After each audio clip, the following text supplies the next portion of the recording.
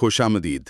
آج ہم دا preaching of اسلام کتاب کے 10ویں باب کے دوسرے حصے پر بات کر رہے ہیں۔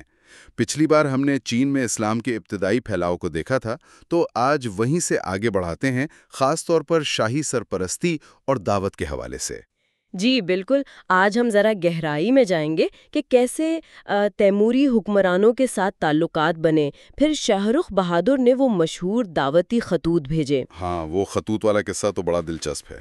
جی، اور پھر دیکھیں گے کہ چین میں مسلمانوں کی کیا حیثیت تھی، کیا مراد تھیں، سید علی اکبر نے کیا بتایا، پھر مانچو دور آیا، اس میں کیا مشکلات آئیں۔ اور خاص طور پر وہ شہنشاہ یونگچن اور کیون لونگ کے زمانے کے واقعات، ٹھیک؟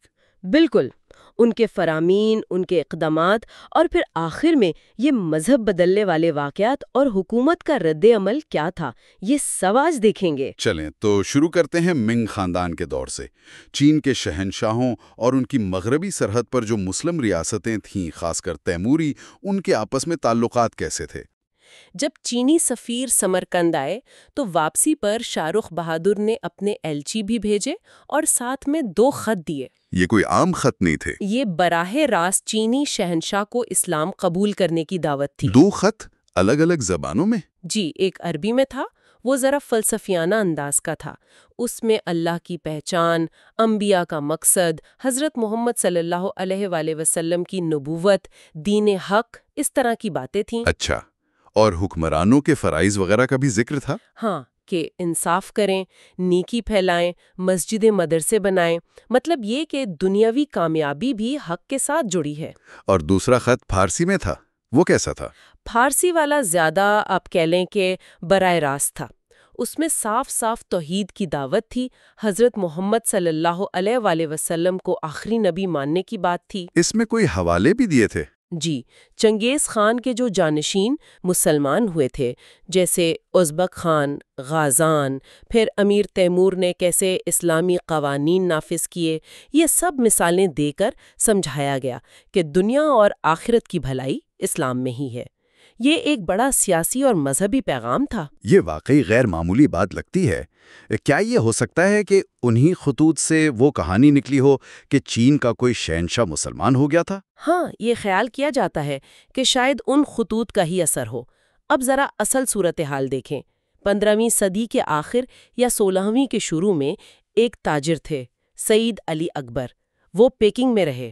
اچھا، انہوں نے کیا دیکھا وہاں؟ ان کے مطابق تو چین میں مسلمانوں کی بہت بڑی تعداد تھی۔ ایک شہر کنجانفو کا انہوں نے ذکر کیا کہ وہاں 30,000 مسلم خاندان تھے۔ 30,000؟ یہ تو بہت بڑی تعداد ہے۔ جی، اور انہیں ٹیکس میں چھوٹ تھی، شہنشاہ کی حمایت حاصل تھی، زمینیں ملی ہوئی تھیں، مکمل مذہبی آزادی تھی، لوگ بھی عزت کرتے تھے اور آسانی سے اسلام قبول بھی کر رہے تھے۔ اور مسجدیں وغیرہ؟ شہنشاہ کے خرچے پر کئی مسجدیں بنی، دارالحکومت میں 4 اور باقی صوبوں میں 90 سے زیادہ۔ مطلب یہ تو مسلمانوں کے لیے ایک طرح کا سنہری دور لگتا ہے۔ لیکن پھر اقتدار بدلا۔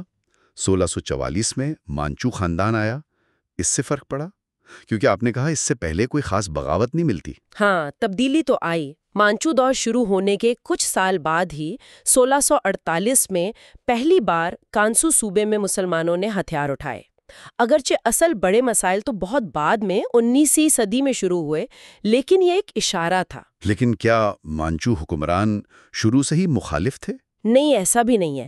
اس کی بہترین مثال شہنشاہ یونگچن کا وہ مشہور فرمان ہے۔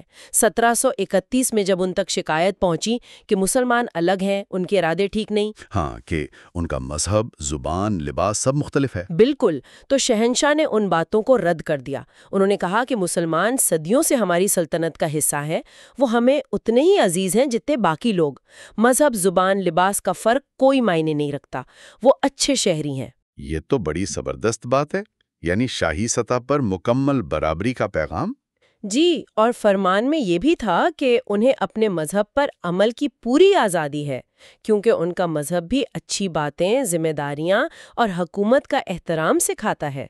جب تک وفادار ہیں، ان پر شاہی عنایات رہیں گی۔ اور انہوں نے مثالیں بھی دیں کہ مسلمان تو بڑے بڑے عہدوں پر ہیں، سرکاری امتحانات پاس کرتے ہیں۔ ہاں، انہیں عظیم چینی خاندان کا حقیقی رکن کہا اور کہا کہ قانون سب کے لیے ایک ہے۔ اچھا، پھر ان کے بعد جو شہنشاہ آئے، کوئن لونگ، ان کا رویہ کیسا رہا؟ انہوں نے بھی یہی پالیسی جاری رکھی، بلکہ انہوں نے تو شمال مغرب میں بغاوت دبانے میں مدد کرنے والے 2 ترکستانی سرداروں کو بڑے اعزازات دیے، پیکنگ میں ان کے لیے محل بنوائے۔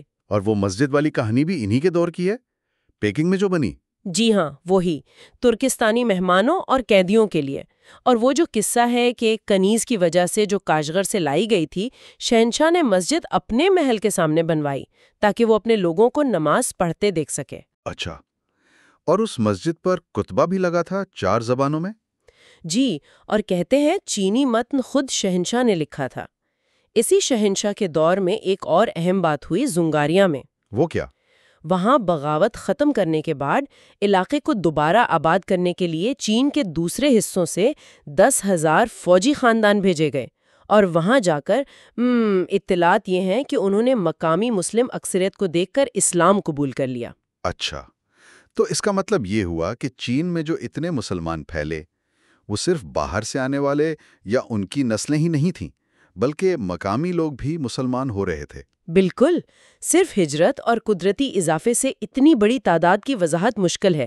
لگتا ہے کہ مسلمانوں میں وہ تبلیغ کا جذبہ جو آج بھی ان میں نظر آتا ہے، وہ تب بھی موجود تھا، اور لوگ ان سے متاثر ہو کر اسلام قبول کرتے تھے۔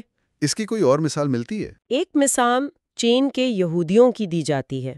یہودی وہاں بہت پرانے زمانے سے تھے، اچھے عہدوں پر بھی رہے، جاگیریں بھی تھیں، لیکن 17ویں صدی کے آخر تک ان کی ایک بڑی تعداد مسلمان ہو چکی تھی۔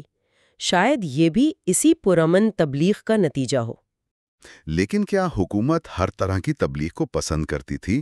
مطلب ایک طرف تو اتنی آزادی، دوسری طرف یہ تبلیغ؟ یہاں ایک پیچیدگی ہے۔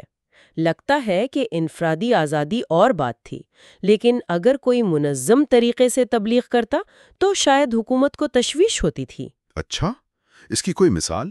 جی، 1783 کی ایک رپورٹ ہے۔ خوانگسی صوبے کے گورنر نے شہنشاہ قین لونگ کو لکھا۔ ایک آدمی پکڑا گیا، ہان فو یوان، اس پر آوارہ گردی کا الزام تھا۔ پوچھ گچھ ہوئی تو اس نے بتایا کہ وہ 10 سال سے مختلف صوبوں میں گھوم رہا ہے، اپنے مذہب یعنی اسلام کے بارے میں جاننے کے لیے۔ اس کے پاس سے 30 کتابیں ملیں، کچھ اس کی اپنی لکھی ہوئی، کچھ ایسی زبان میں جو کوئی سمجھ نہیں سکا۔ ان کتابوں میں کیا تھا؟ کہ وہ ان کتابوں میں دیے جھوٹے مذہب کی تبلیغ کرنا چاہتا تھا۔